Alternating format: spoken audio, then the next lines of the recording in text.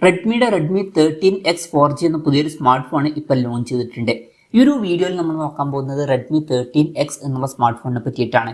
ഇപ്പം നമ്മൾ ആദ്യം ഫീച്ചേഴ്സും കാര്യങ്ങളൊക്കെ നോക്കുകയാണെന്നുണ്ടെങ്കിൽ ഡിസ്പ്ലേയുടെ കാര്യത്തിൽ റെഡ്മി 13X 4Gയിൽ 6.79 ഇഞ്ചിൻ്റെ ഫുൾ HD+ ഡിസ്പ്ലേ ആണ് വരുന്നത്. LCD പാനലാണ് ഈ ഫോണിൽ ഉപയോഗിച്ചിരിക്കുന്നത്. ഈ ഒരു ഫോൺ 14,300 രൂപ പ്രൈസ് റേഞ്ചിലാണ് വരുന്നത്. ആ ഒരു പ്രൈസ് റേഞ്ചിൽ AMOLED ഡിസ്പ്ലേ ഉണ്ടായിരുന്നെങ്കിൽ നന്നായതിനെ, പക്ഷേ LCD പാനൽ വലിയൊരു പ്രശ്നമായിട്ട് പറയാനും പറ്റില്ല. പിന്നെ പഞ്ചോൾ ഡിസൈൻ ഇതിൽ വരുന്നുണ്ട്. പഞ്ചോൾ വരുന്ന ടോപ്പ് സെൻറ്റർ ഭാഗത്തായിട്ടാണ്.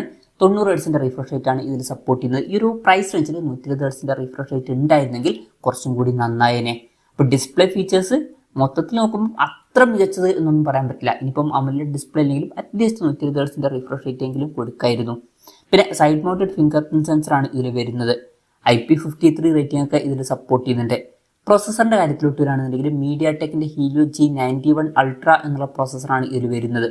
14,300 രൂപ പ്രൈസ് റേഞ്ചിൽ ഇത് അത്ര മികച്ച പ്രോസസ്സർ ഒന്നുമില്ല. ഈ ഒരു പ്രൈസ് റേഞ്ചിൽ ജസ്റ്റ് ആവറേജ് ആയിട്ടുള്ള ഒരു പ്രോസസ്സർ മാത്രമാണ്. അത് മാത്രമല്ല ഈ ഒരു ഫോണിൽ മാക്സിമം 4G സപ്പോർട്ടേ ഉണ്ടാവുള്ളൂ, 5G സപ്പോർട്ട് ഉണ്ടാവില്ല. ഈ ഒരു പ്രൈസ് റേഞ്ചിൽ വരുന്ന ഫോണുകളിൽ ഇപ്പം നമ്മൾ 5G സപ്പോർട്ട് എക്സ്പെക്ട് ചെയ്യുന്നുണ്ട്, പക്ഷേ അതും ഇവിടെ മിസ്സിംഗ് ആണ്.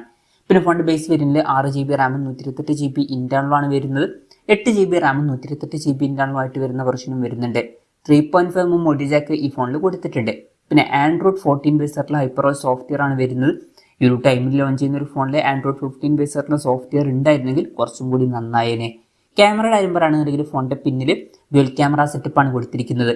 108 MP മെയിൻ ക്യാമറ സെൻസർ ഇതിൽ വരുന്നുണ്ട്. പിന്നെ 2 MP ഒരു സെൻസറും വരുന്നുണ്ട്.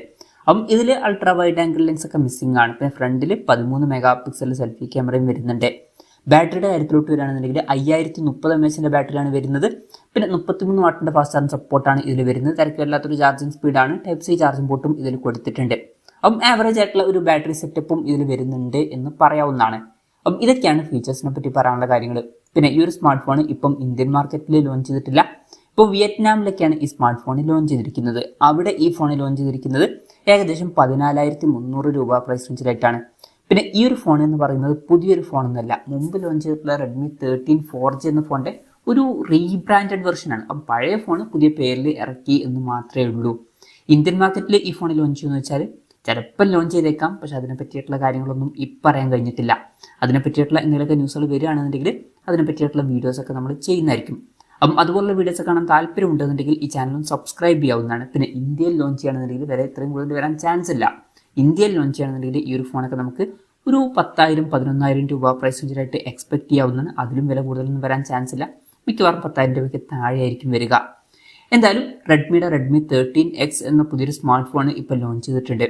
ഈ ഒരു ഫോണിനെ പറ്റിയിട്ടുള്ള നിങ്ങളുടെ അഭിപ്രായം ജസ്റ്റ് ഒന്ന് കമൻറ്റ് ചെയ്യുക. അതുപോലെ തന്നെ ഈ ഒരു സ്മാർട്ട് ഫോൺ ഇന്ത്യൻ മാർക്കറ്റിൽ ലോഞ്ച് ചെയ്യുകയാണെന്നുണ്ടെങ്കിൽ നിങ്ങൾ ഏത് പ്രൈസിങ്ങിലാണ് എക്സ്പെക്ട് ചെയ്യുന്നത് എന്നുള്ള കാര്യം കൂടി ജസ്റ്റ് ഒന്ന് കമൻറ്റ് ചെയ്യുക.